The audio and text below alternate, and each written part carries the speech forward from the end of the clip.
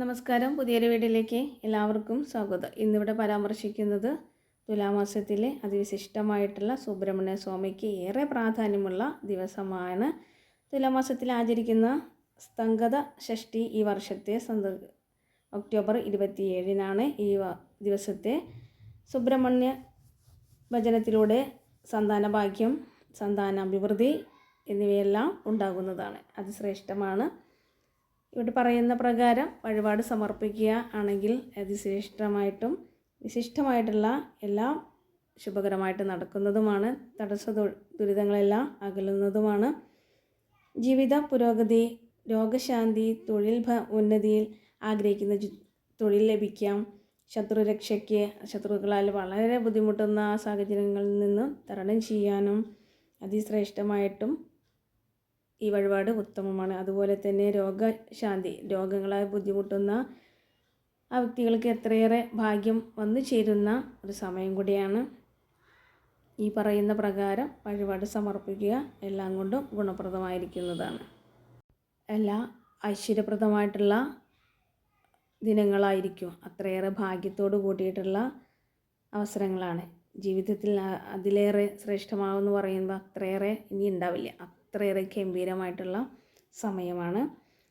സുബ്രഹ്മണ്യ സ്വാമിയെ ഭജിക്കുക, അതുപോലെ തന്നെ പുഷ്പങ്ങൾ സമർപ്പിക്കുക, കദളിപ്പഴം വഴിപാട് സമർപ്പിക്കുക, പായസം, ഇവ ശ്രേഷ്ഠമാണ്. ഭഗവാന്റെ ആ ചൈതന്യം ഭവനത്തിൽ വന്നു ചേരുന്നതാണ്. അതിശ്രേഷ്ഠമായിട്ടും ഈ പ്രകാരം ചെയ്യുക.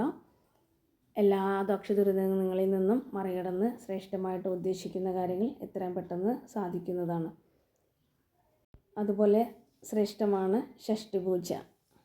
കുട്ടികളുടെ പേര് നക്ഷത്രപ്രകാരം ചെയ്യുമ്പോൾ അതിശ്രേഷ്ഠമായിട്ടും വിജയങ്ങൾ കരസ്ഥമാക്കാനും ജോലി ആഗ്രഹിക്കുന്ന എത്രയും പെട്ടെന്നുള്ള ജോലികൾ ലഭിക്കാനും കുട്ടികൾക്ക് രോഗദുരിതങ്ങളാൽ അനുഭവിക്കുന്ന അവയെല്ലാം തരണം ചെയ്യാനും ഈ പ്രകാരം വഴിപാട് സമർപ്പിക്കുന്നത് ശ്രേഷ്ഠമാണ്.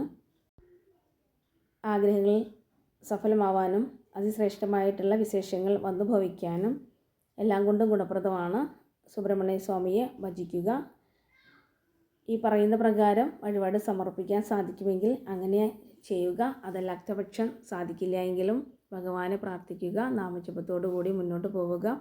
ക്ഷേത്ര ദർശനം നടത്താൻ സാധിക്കുമെങ്കിൽ അത്രയും ഉത്തമമാണ്. എല്ലാം കൊണ്ടും ഗുണപ്രദമാവുന്ന ഒരു കാലയളവാണ്. ഈ പറയുന്ന പ്രകാരത്തിലൂടെ വൻ വിജയം നേടാനും തൊഴിൽ സംബന്ധമായിട്ടുള്ള പലതരത്തിലുള്ള ബുദ്ധിമുട്ടുകളിൽ നിന്നും തരണം ചെയ്യാനും ശ്രേഷ്ഠമാണ്. ഭാഗ്യം വരുന്ന നക്ഷത്രങ്ങൾ അശ്വതി, ഭരണി, കാർത്തിക, ചിത്തിര, ചോതി, വിശാഖം, പൂയം, ആയില്യം, പുണർദം എന്നീ നക്ഷത്രക്കാരുടെ ജീവിതത്തിൽ അതിശ്രേഷ്ഠമായിട്ടും ഭാഗ്യം വന്നു ചേരുന്നതാണ്. മറ്റുള്ളവർക്കില്ല എന്നല്ല, ഈ പ്രകാരം ചെയ്യുകയാണെങ്കിൽ സർവൈശ്വര്യങ്ങളാണ്. പക്ഷേ ഈ പറയുന്ന നക്ഷത്രക്കാരുടെ ജീവിതത്തിൽ അതിശ്രേഷ്ഠമായിട്ടും മാറ്റം ഉണ്ടാവുന്നൊരു കാലയളവാണ്.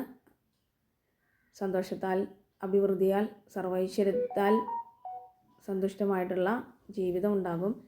ദുഃഖദുരിതങ്ങളിൽ നിന്ന് തരണം ചെയ്യാനും ശത്രുദോഷങ്ങളിൽ നിന്ന് മറികടക്കാനും ഐശ്വര്യപ്രദമായിട്ടുള്ള ദിനങ്ങൾ വന്നു ചേരാനും അനുയോജ്യമായിട്ടുള്ള ദിനങ്ങളാണ്. സർവൈശ്വര്യം വന്നു ചേരുന്നതാണ്. അതിനാലാണ് പിന്നെയും ഇങ്ങനെ പറഞ്ഞുകൊണ്ടിരിക്കുന്നത്. സുബ്രഹ്മണ്യ സ്വാമി നാമജപം വൈകുന്നേരം ക്ഷേത്ര ദർശനം ഉത്തമമാണ്. കാലത്ത് സാധിക്കില്ല എങ്കിലും വൈകുന്നേരം ക്ഷേത്ര ദർശനം നടത്തുക. സർവൈശ്വര്യങ്ങളും ജീവിതത്തിൽ വന്നു ചേരുന്നതാണ്.